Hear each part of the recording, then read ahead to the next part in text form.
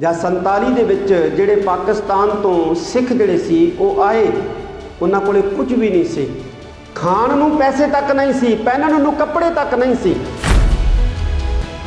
10 ਲੱਖ ਉਸ ਵਕਤ ਲੋਕ ਮਾਰੇ ਗਏ, 1 ਲੱਖ ਇਸਤਰੀਆਂ ਦੀ ਬੇਪਤੀ ਹੋਈ, ਤੇ ਕਸ਼ਮੀਰ ਦੇ ਵਿੱਚ 35,000 ਸਿੱਖ ਜਿਹੜਾ ਸੀ ਉਹ ਸ਼ਹੀਦ ਹੋਇਆ।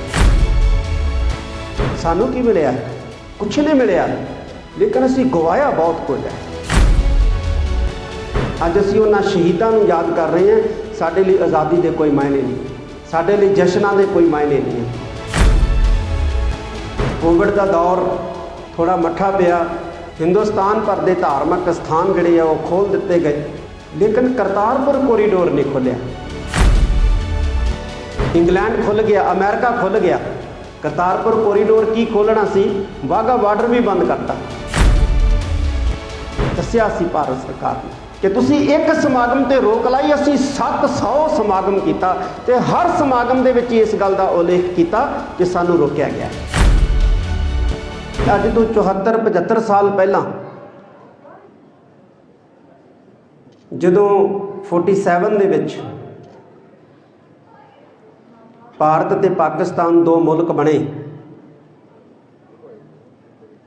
ਤੇ ਉਦੋਂ ਵੀ ਦਿੱਲੀ ਦੇ ਵਿੱਚ ਆਜ਼ਾਦੀ ਦੇ ਜਸ਼ਨ ਮਨਾਏ ਜਾ ਰਹੇ ਸੀ,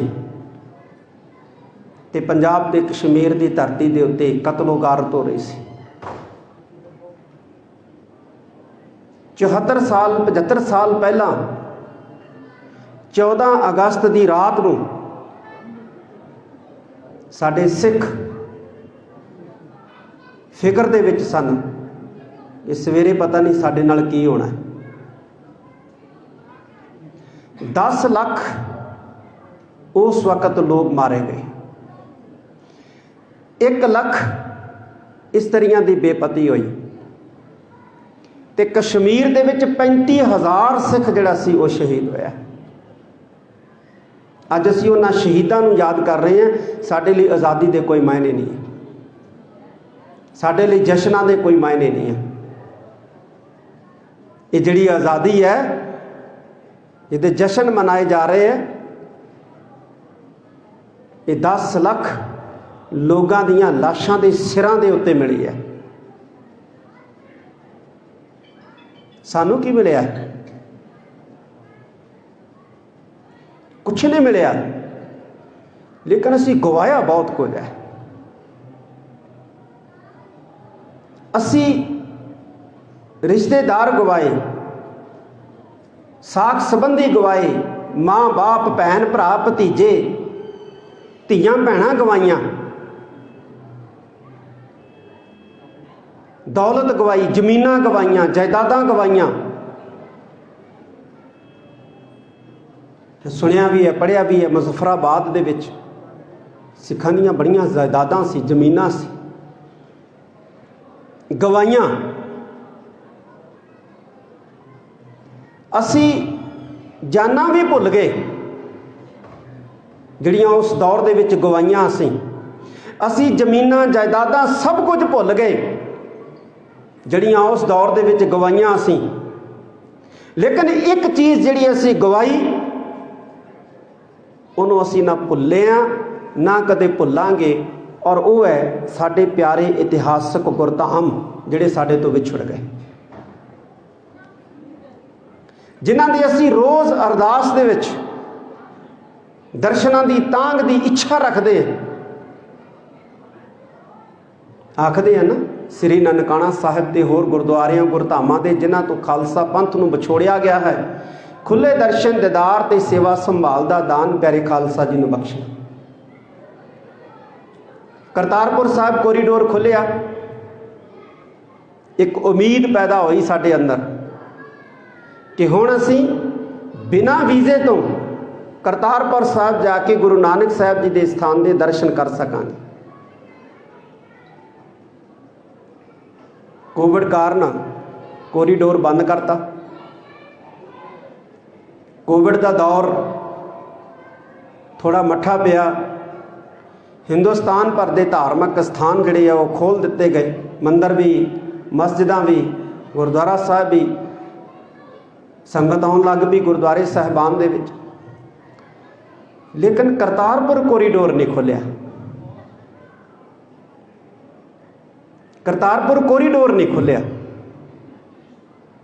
और कई बार क्या है कि 5 बंदियां नूं, 10 सिखां नूं, 20 सिखां नूं, 50 सिखां नूं कोविड रिपोर्ट के सहित, लेकिन इजाजत आ दिओ दर्शन करन दी। जिहड़ी कोविड टेस्ट की रिपोर्ट है तुसीं ओह मंग लो। तुसीं ज़्यादा सिख ना भेजो, 5 भेज दिओ, 10 भेज दिओ, 20 भेज दिओ, 50 भेज दिओ रोज़, लेकिन भेजो तो सही। कॉरीडोर दोबारा खोलो तो सही, लेकिन नहीं खोलिया। अज भारत के लोग कनेडा जा सकते, भावें बाया उन्होंने किसी होर कंट्री जाना पैंदा, लेकिन जा सकते। इंग्लैंड खुल गया, अमेरिका खुल गया। करतारपुर कॉरीडोर की खोलना सी, वाघा बार्डर भी बंद करता।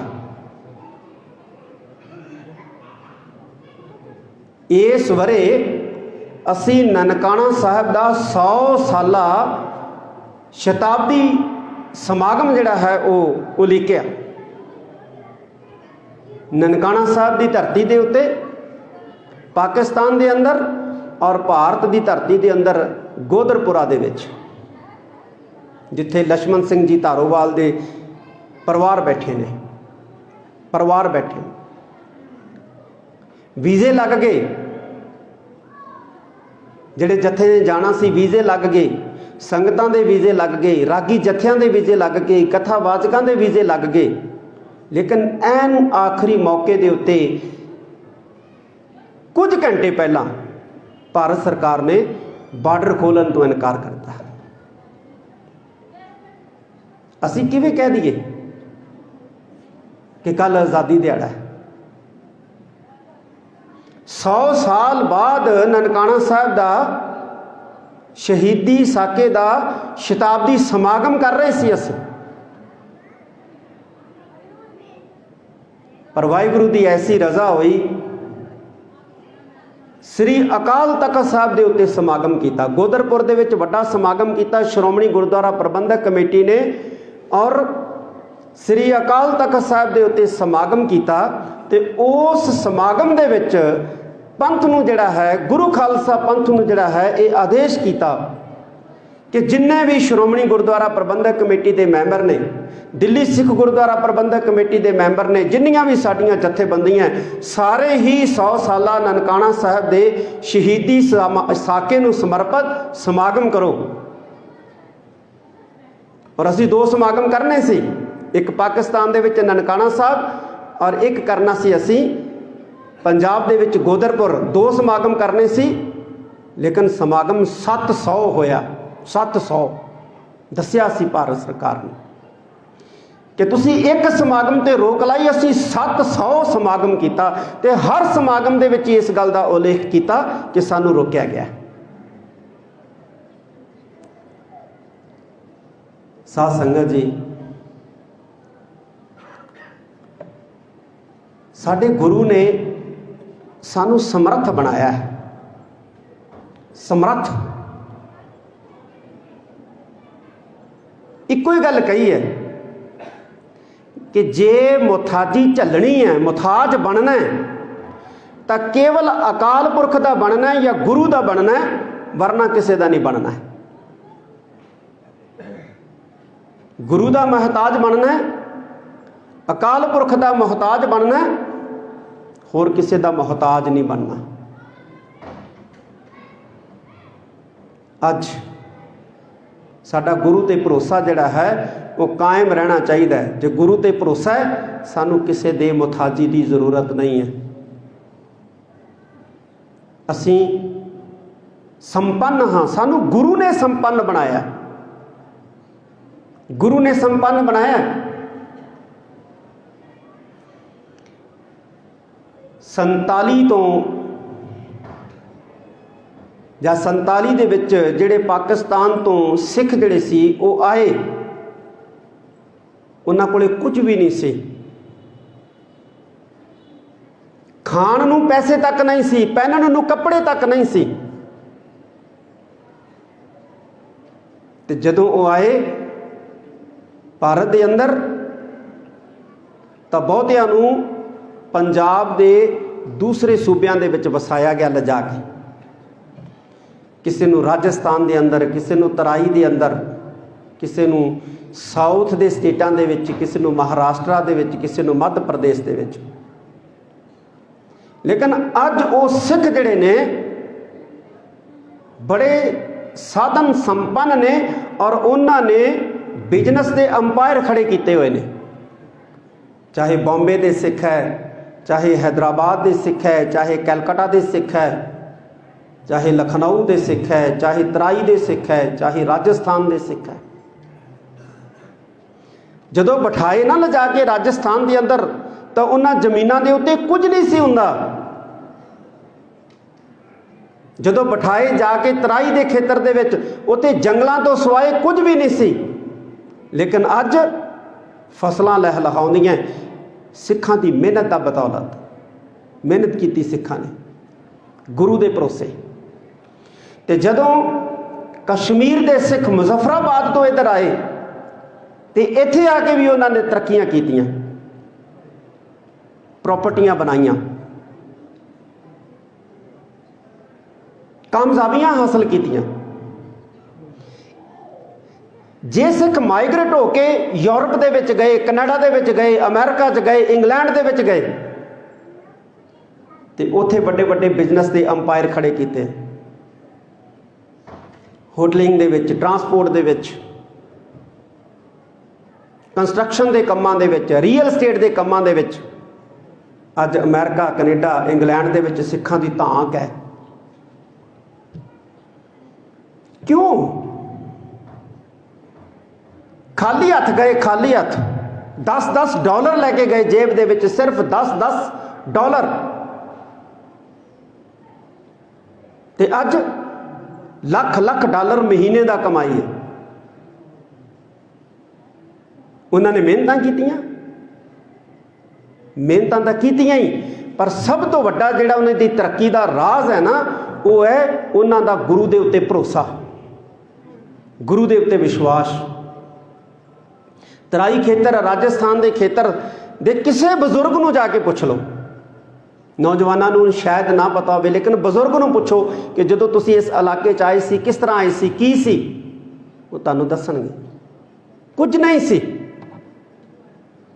ਤੇ ਫਿਰ ਇੰਨੀਆਂ ਵੱਡੀਆਂ ਜ਼ਮੀਨਾਂ ਦੇ ਮਾਲਕ ਕਿਵੇਂ ਬਣ ਗਏ? ਕਹਿੰਦੇ ਗੁਰੂ ਨੇ ਬਣਾਇਆ, ਗੁਰੂ ਨੇ ਬਣਾਇਆ। ਇਹ ਲਫ਼ਜ਼ ਤੁਹਾਨੂੰ ਸੁਣਨ ਨੂੰ ਮਿਲੇ। ਜਿਵੇਂ ਰਤਨ ਸਿੰਘ ਭੰਗੂ ਤੋਂ ਪੁੱਛਿਆ ਸੀ ਨਾ ਅੰਗਰੇਜ਼ ਅਧਿਕਾਰੀ ਨੇ, ਐਕਟਰ ਲੌਨੀ ਨੇ। ਮੈਂ ਲਾਸਟ ਗੱਲ ਕਹਿ ਕੇ ਸਮਾਪਤੀ ਕਰਨੀ ਹੈ ਕਿਉਂਕਿ ਲੰਬਾ ਸਮਾਂ ਹੋ ਗਿਆ। ਰਾਗੀ ਸਿੰਘਾਂ ਨੇ ਕੀਰਤਨ ਵੀ ਕਰਨਾ ਹੈ। ਜਦੋਂ ਅੰਗਰੇਜ਼ ਆਏ ਤੇ ਉਹਨਾਂ ਦੀਆਂ ਨਜ਼ਰਾਂ ਪੰਜਾਬ ਦੇ ਉੱਤੇ ਸੀ, ਪੰਜਾਬ ਵੱਲ ਨਜ਼ਰਾਂ ਉਹਨਾਂ ਦੀਆਂ ਲੱਗੀਆਂ ਸੀ ਕਿ ਇਹਨੂੰ ਅਸੀਂ ਕੈਪਚਰ ਕਰਨਾ।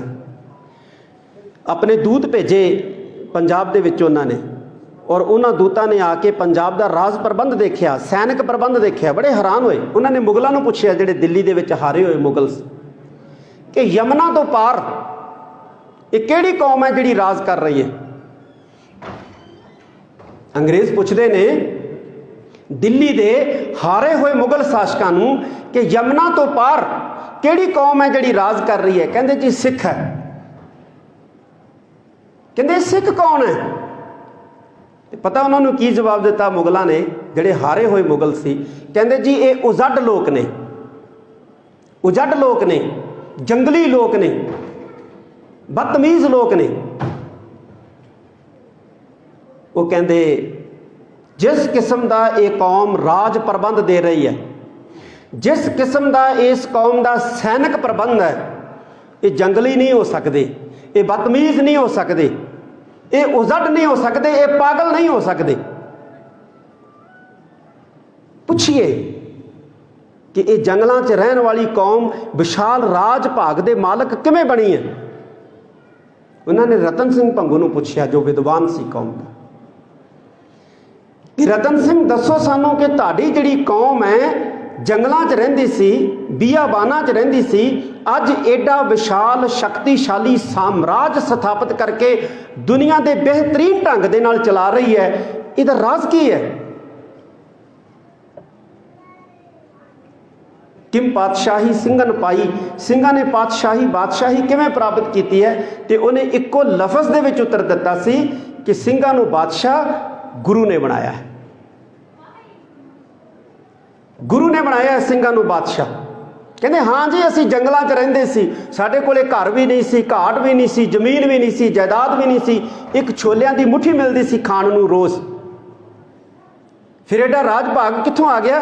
कहते जी गुरु ने पैदा करके दिता है, गुरु ने बनाया है, गुरु ने बनाया है। कहते गुरु ने किवें बनाता? कहते जी असी गुरु दे बन गए।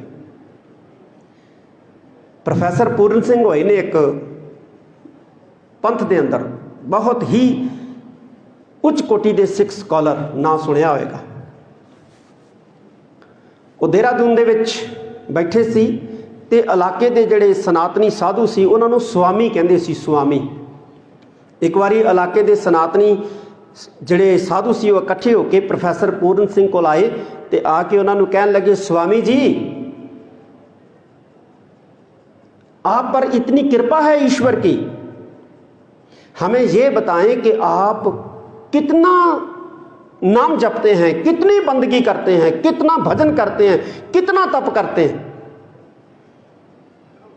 आपके ऊपर बड़ी ईश्वर की कृपा है, कितनी बंदगी है आपकी, कितना तप है, कितना भजन है आपका।